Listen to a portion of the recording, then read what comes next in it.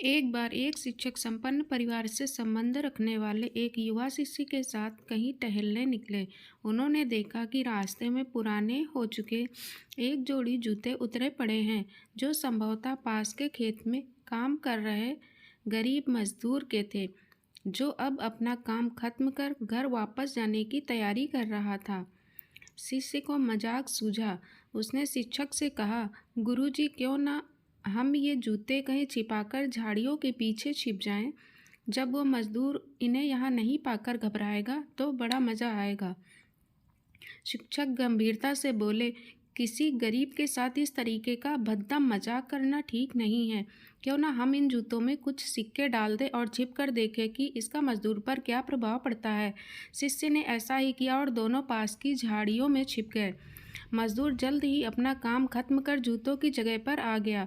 उसने जैसे ही एक पैर जूते में डाले, उससे किसी कठोर चीज का आभास हुआ। उसने जल्दी से जूते हाथ में लिए और देखा कि अंदर कुछ सिक्के पड़े थे। उसे बड़ा आश्चर्य हुआ और वो सिक्के हाथ में लेकर बड़े गौर से उन्हें पलट पलट कर देखने लगा। फिर उसने इधर उधर देखने लगा। दूर दूर तक कोई नजर नहीं आया तो उसने सिक्के अपनी जेब में डाल लिए। जब उसने पूरा दूसरा जूता उठाया, उसमें भी कुछ सिक्के पड़े थे। मजदूर भाव विभोर हो गया। उसकी आंखों में आंसू आ गए। उसने हाथ जोड़कर ऊपर देखते हुए कहा, हे भगवान, समय पर प्राप्ति सहायता के लिए उस अनजान सहायक का लाख लाख धन्यवाद। उसकी सहायता और दयालुता के कारण आज मेरी बीमार पत्नी को दवा और भूखे बच्चों को रोटी मिल सकेगी। मजदूर की बातें सुन शिष्य की आंखें भर आई। शिक्षक ने शिष्य से कहा, क्या तुम्हारी मजाक वाली बात की अपेक्षा जूते में सिक्का डालने से तुम्हें कम खुशी मिली?